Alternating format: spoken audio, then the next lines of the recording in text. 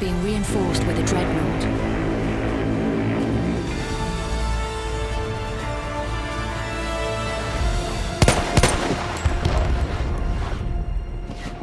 Hey guys, Level Cap here, and that over there is the Dreadnought, the new behemoth for Battlefield 1. It's player controlled, has many cannons on it, AA guns, and just about anything you could want on a giant warship. And we're seeing it here on the new Foul Fortress map in the Operations game mode. Also, sorry for all the crap on screen. The thing in the center that says We Won is a UI bug, and the thing in the upper right is a recording hardware bug. So I went to an event to capture all this footage for you guys, and this is what happens sometimes. Now the Dreadnought looks amazing, and I think we're actually seeing it here with that zebra style camouflage on it. So if somebody has that camo unlocked, then they can make their Dreadnought look kind of striped like it, which is supposed to, I suppose, make it harder to see for other warships in real life. Obviously, it doesn't really have that effect in the game. And without question, the warship was having devastating effects on this operations map, as there really isn't a huge amount of cover to hide from those giant cannons that can absolutely obliterate anybody. Definitely a cool behemoth, but probably my least favorite of the three, because I think it's most effective when it keeps its distance, and in that case it's kind of boring to fight against. Now another cool addition to Battlefield 1 is the Mortar, and this is an incredibly effective weapon. Right now I'm using the airburst version. There's also a high explosive version that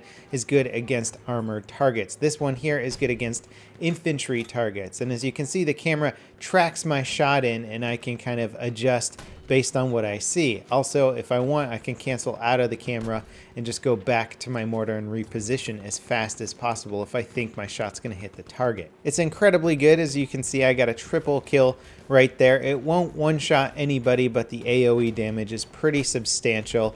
You only get 5 shots with it. However, the mortar does recharge relatively fast, so after a little while, you'll get another mortar to place down and shoot at more targets. I think it actually might be a little bit too powerful in its current state. We'll have to wait and see how it plays out in public servers, but I found it to be very, very effective, and I can see a lot of other people getting the same kind of use out of it. The support class also gets the Limpet Mine, which is basically like C4 but with a timer on it. It's quite good and very good against vehicles, but you got to get close. And here I am using the BAR M1918, the Browning automatic rifle. I think I was probably more excited to use this gun than any other weapon in Battlefield 1, as it most closely resembles a battle rifle or an assault rifle from other Battlefield games, and it definitely plays out like that with a 20-round magazine doing high damage per shot. It's a little tricky to control, and I think I need to spend some more time with it before I make up my mind on just how effective this weapon is. It's got this very cool silver camo on it, or silver metallic finish rather, as this is one of the cool higher level unlocks you can get for the weapon. Obviously in standard format it will just have a wood stock and dark metal body. Now the support class is also losing the trip mine gadget. That's actually going over to the recon class, so it's basically becoming a bit more similar towards the balance of previous Battlefield games. Now there's also a new Super Soldier battle pickup in the game. This is a variation on the Sentry. Basically, instead of running with the giant machine gun in armor, you're now running with this crazy SMG in armor. And this was a real SMG during World War I and was initially designed to be used in the gunner seat of aircraft. So basically the gunner could just sit there with this weapon and shoot at other airplanes.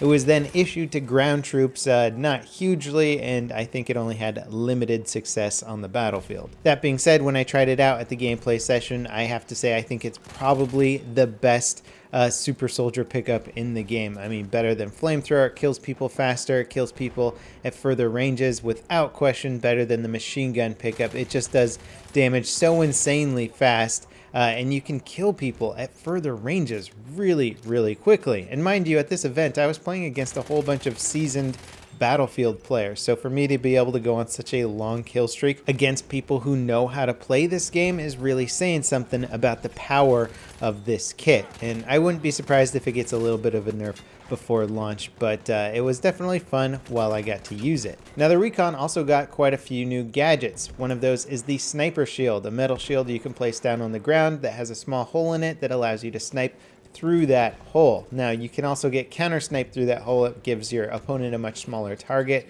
but it's an interesting device nonetheless. Also, check out this cool custom SMLE. This is Lawrence of Arabia's SMLE, which I think is just a skin variant and something that you get as a pre-order bonus. Now, the other new recon gadget is called the Sniper Decoy, and I believe you get 3 of these.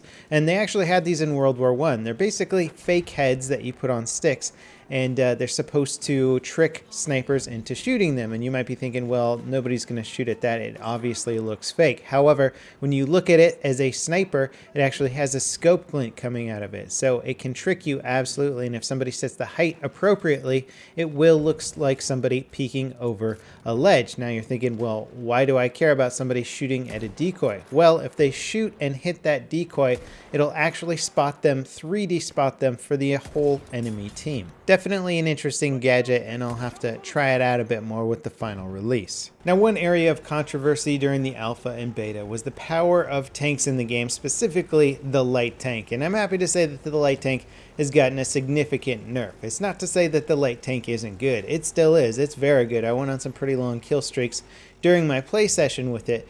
But the things that have been nerfed are its overall health, I believe, has been reduced, in addition to which its repair time, that is when you do the self-repair function, it takes a lot longer to do that repair. So basically you can't full heal your tank while staying inside your tank in an extremely quick manner. It might actually be more beneficial at this point to get out of your tank and try and repair it with a wrench to repair it quicker than it is to do the internal repair. We'll have to wait and see.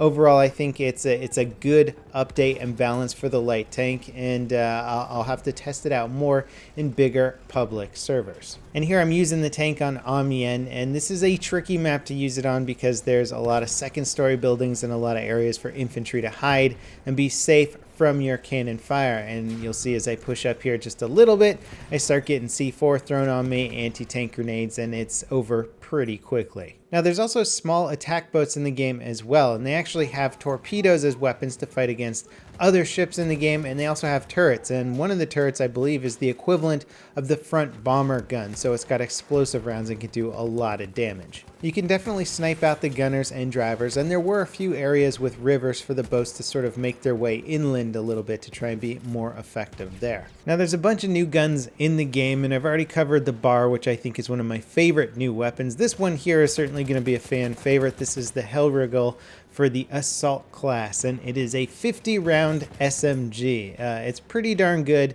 You can absolutely spray and pray with this weapon, kind of the P90 of Battlefield 1, if you will. And I imagine we'll be seeing a lot of this. There didn't seem to be any sort of alternate customizations for this weapon, so most guns having like 3 different variants. This seemed to just have this variant alone. There's also a couple of new cool bolt action rifles. There's the M1903 sniper, and then this one here, the Martini Henry, which you have to reload a shot each time you want to shoot, but man, does it do a lot of damage. I don't know the specific damage numbers, but it can definitely one-shot body shot at specific distances. And there's a nice little airplane collateral kill for you with this amazing rifle. Also, it looks really cool right now because I do have one of the endgame skins on the weapon. I don't remember what this one was called, but it certainly looks nice. The basic one, of course, is the standard gun colors and wood stock. Now, as for the light up green iron sights on this weapon, I don't know if that's actually going to be part of the game. That might have been left in this build as maybe a legacy item. No idea, but I don't think they had these green style iron sights back in World War I, like 99% sure. There's also 2 new shotguns for the assault class. This specific one here is the M97 trench gun, the sweeper variant, which actually has like a cool duckbill on the front of it, which I guess was designed for sweeping trenches. And I actually like this shotgun a lot. I don't really know how much it differs from the Model 10A in terms of its damage characteristics. We'll have to wait until the stats come out on simthick.com. Then we also got the 12 gauge automatic, and technically this is not fully automatic. It just means it can be fired semi-auto, so you don't have to pump this shotgun, which means you can fire it a little bit faster than the pump action ones. I believe it does a little bit less damage, at least that would make sense in terms of how shotguns are balanced in previous games. We'll have to wait and see. Now the medic also gets a new rifle, the Auto Loading 8, very similar to a lot of the rifles that are already out there. I think this one actually might be able to fire faster. I'm not sure again on the characteristics. It's not bad, but I could only use the variant with the extended magazine. Otherwise it only has 5 shots, which to me just didn't feel like enough. There's a ton of new pistols in the game. I don't have a huge amount of footage with them, but there's some cool revolvers and even a shotgun pistol. The support also gets a Hewitt automatic machine gun, which I have here. I wasn't crazy about it while I was using it. I probably need to play with it a bit more and try and figure out the characteristics of it. But anyway, that wraps it up for most of the new stuff that I saw at the Battlefield 1 Play event. I'll be releasing a lot more videos this week covering other aspects and new things that I haven't mentioned in this video. As always, thanks for watching, guys, and I'll see you next time. This is Level Cap signing off.